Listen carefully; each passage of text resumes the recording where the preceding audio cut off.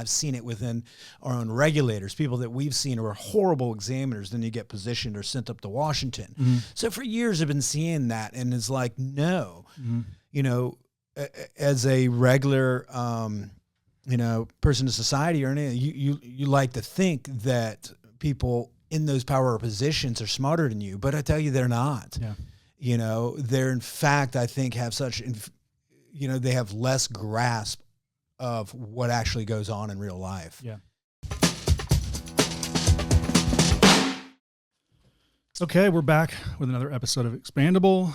And today I want to get your insights on your reflections from 2024. I mean, we just went through an election. It was pretty big. Some say the biggest. Yeah. Right. It was huge. Thankful. And that was a big deal. I mean, we can talk about that. You just went through a huge shift in your bank and your business, which was huge for your business sake, for the back end, but also for your customers. So the experience is better. And, you know, just looking at the landscape of the economy, inflation's way up. The cost of everything is just killing people. I mean, it's been a wild year. Yeah, you it know? has. I mean, no, hard to say that after 2020. I mean, but it's true too. And so, you know, and for banking, rates make a difference. Yeah. And in spread. So thinking back of where the rates were at the beginning of the year and where they are now, but the sentiment, I've been extremely this year bearish, you know, with the economy at the beginning of the year. It really was. It felt like we were, you know, going to drop off cliff and didn't know. I felt the same way, yeah. The sectors didn't make sense. It wasn't like 2009. I didn't foresee. It wasn't like we had so many houses that not enough people to put in the house in inventory.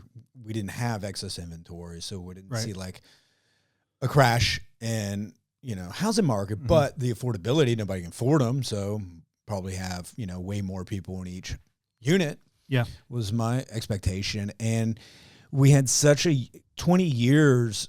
Nearly or 15 years of such a low rate environment that created conditions of, you know, an environment of nobody really kind of like saved or kind of gave a shit about, to me, their financial well-being and a lot of such. A lot of credit card debt. Correct. And seeing that, so it's like, are you kidding me? Something's going to fall. And so I've been extremely bearish this year, and knowing that we were going to make system changes and procedurals and things that go more in line with where we're headed, knew that, okay, this is a great year, bearish out, so take this opportunity, you know, because in a life of a business, there's some years, you know, if your business is 20, 30, 40, 100 years, there's some years where maybe you should pull back a little and say, you know what, I'm not going to put myself out there. And shore up your foundations. Correct. And so take that time to shore up the foundation, maintain, take care of our customers. And so that was really the focus of that, because if our foundation is strong, and in banking, when you're leading into it, if you're stretched on capital levels and you're stretched to your max going into a recession, that's horrible. Yeah. You know, over leveraged. Then you can't do anything. And so, you know, I want to be in strong foundation, recession hits, or you're ready for it. Or we'll be fine on the other side. If not, you're still ready. Correct. So that was this whole year. Nope. Our earnings are still great. We're heading the top. We're going to maintain. We're going to shore up foundation. So that was my focus this year, is shoring up the foundation of our business. Yeah. And then, I don't know about you, but everything in the media was contrary to everybody I talked to out there. And the polls reflected the business owners and the people to talk to. They were just, you know, they're fed up. And I feel like we're finally going to go into it where people, you know, are rewarded for the work they perform. Yeah. Not for just sitting there and doing nothing and milking the system, that you are going to be, you know, rewarded for work. Mm-hmm. And, you know, so very thankful that the veil has been pulled away. And because, you know, what America has kind of seen in that is the same thing that happens throughout every bit of governmental bureaucracy over time. You know, they may have started for a very good reason years ago, but over time they're self-fulfilling, and they end up being very lazy organizations over time because they're not held at the same standard. They're not fired. Incompetence is rewarded by being switched into another location. I've seen it within our own regulators, people that we've seen who are horrible examiners, then you get positioned or sent up to Washington. So for years I've been seeing that, and it's like, no, you know, as a regular, you know, person in society or anything, you like to think that people in those power positions are smarter than you, but I tell you, they're not. You know, they're in fact, I think, have such, you know, they have less grasp of what actually goes on in real life. And so I'm able to see, you know, the government side and see how it affects customers. And I feel like finally, no, this is, you know, the truth that is, you know, finally coming out. And, you know, we can't have the lowest rate environment. We can't be in a 1% low rate. That doesn't reward people for hard work and selling. We need to have, you know, people need to make money on their savings account. You know, they need to be able to have an interest on that. You know, those things, you know, build a foundation. It goes back to the marshmallow test, you know, don't eat the marshmallow, wait, and you get 2. You know, we went away for that for immediate, you know. Yeah, you could see it systemically. I mean, all the way through from the government, who's sort of purporting or you know, putting this kind of thinking in place, and the people who are being, I don't want to say benefactors. Oh, the thought of having, they wanted to start their own bank. I mean, to the one side. I mean, and they tried to issue out through the postal service. That was just a colossal failure. I think it's like, it's not really by party or by administration as much as it is just by the nature of a beast doing what it does. If something gets bigger and bigger, it's going to want more and more. And if there's no metrics and people being able to held accountable, because no matter what, you know, I can't think of how many people over the last 25 years that have worked for me throughout the years. Not a ton, but, you know, people start out great and then things change, the impacts in their life. And then, you know, you have to part ways. They don't do that, you know, and it's there for milking the system. So. Yeah, I'm with you. There's some really good people in and out, but for the most part, no. And we're having the same issue back. If you go back to the 80s in banking, I was reading a book on Nations Bank. You know, they did a lot of amazing creative things back then. And you had, I think 85, you had like 15, 20,000 banks, you know, back then throughout the U.S. And really, they didn't have enough regulators, so that's why they wanted less banks. So in general, over the year, I've always thought, like, why is there a threat against community banks? Because I have felt that dealing with the regulators. You know, they try to make anything, you know, they try to make everything so exhaustingly hard for you to create a new product, a new idea. You know, they really push it at you, like, you know, stay in your lane. I mean, it's absurd that, you know, how, you know, they de-incentivize so many good bankers out there because, oh, you got all this risk. They don't tell them the risk, but they try to scare the shit out of them so they don't do it, and then they hit them on another part of their examination. So it's up to the bank to really think for themselves. Absolutely. Again, you know, look forward and say what's happening. But that's what you're having incompetence dictate the rest of the world. So even back in the 80s, they wanted less banks because they didn't have enough people to audit all these banks. And now we have, again, that's another reason. But when you have less banks, what does that do? The same thing. It's going to have the top 4 banks are going to control the majority of the financials throughout the U.S. And then where goes those, you know, $100,000 loans, $200,000? Well, by then, where goes the $1 million loans? Everything will be, you know, $80 million loans by then.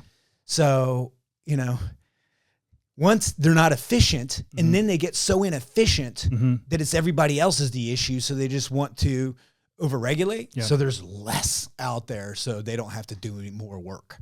That's a lot of it that it goes on out there. And I don't care what side you're on, they both have done it. Yeah. Because of the people that are left there. And the beast is going to need to correct. eat.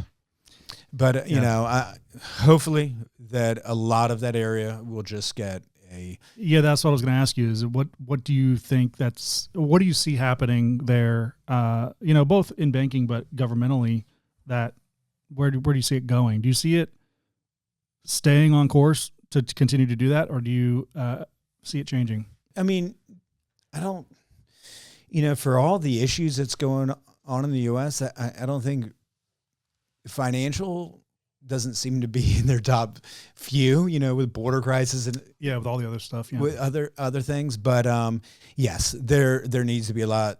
Yeah. There needs to be changes. We've had the head of FDIC. He's been in for too long. You know, he couldn't take the previous FDIC, wouldn't let her. He undermined her. It's time to go. It's time. There's been too much inadequacy. If, you know, my employees were pissing off, partying on top of our building, you know, my shareholders be pretty mad at me. Yeah. But, you know, they can get on and do anything they want. But yeah. Yeah, someone's got to account for that. Yeah, I mean, it across the board. I mean, yes, you know. Any other things that come to mind from 2024 that stood out to you? I know that one's very, you know, personal, right? Because you live in that world. What else would you look back on 24 and say, you know, good, bad, and ugly, or unforeseen? 2024. No, I mean, then I'm going to live long enough. I don't kind of, you know, I don't really predict, like you feel something's going to happen, but you've just got to have your foundation, because the unexpected is always going to happen. It's going to come, yeah. And it's going to come in unexpected ways. Correct. And then, you know, opportunities too. I think, you know, if you don't have your house in order, you know, you're not going to be able to take care of opportunities. Yeah, that's true. So, you know, this year to me was, you know, shore up the foundation. Yeah. There was issues that I saw in the industries in the banking that the banking as a service. I saw a lot of banks that were allowing companies to basically provide banking services on their behalf, and they weren't monitoring it. Yeah. And so there needs to be kind of some concrete, you know, new regulations out there. Yeah. Well, actually, just follow the existing regulations. There doesn't really need to be any more, but yeah, right. Yeah, you don't want additional. No, who needs to take away 5, add 1 good one? You know, right? Yeah, yeah. But, so it's been a great foundational year, and I feel like you know, it was back to, you know, no, you got to do what's right. Yeah, for sure. Knowing your business, knowing where you're at. You might be in growth mode, so stick in it, but. I like that. I like that kind of like looking at the year and saying, this is our purpose for the year, right? If it's shoring up your foundation, if it's leaning into growth, you know, if it's establishing new executive team, if it's, you know, wherever you're at, I think the purpose for the year is really smart and helpful and good for everyone to be in line to say, okay, well, what are we doing here at you know, Acme Inc. And then what is this year? What are we doing this year? And everyone kind of rowing in the same direction. I think that's huge. You know, that's short-term vision, not only casting, but following. Oh yeah. It's great. It's easy to do now, but we're looking for long. Well, we'll come back to this and get your thoughts on 25. I know you're not a big fan of predicting, but I'm interested to see what you think about the future though. Next year. Yeah. I mean, you've been through this year. And, you know, you got through this year. We all got through this year. Yep. And the foundation's laid. So, you know, it's exciting to think about the growth opportunities that are out there that you've had to sort of maybe even keep some at bay. Absolutely. Looking forward to it. All right, good.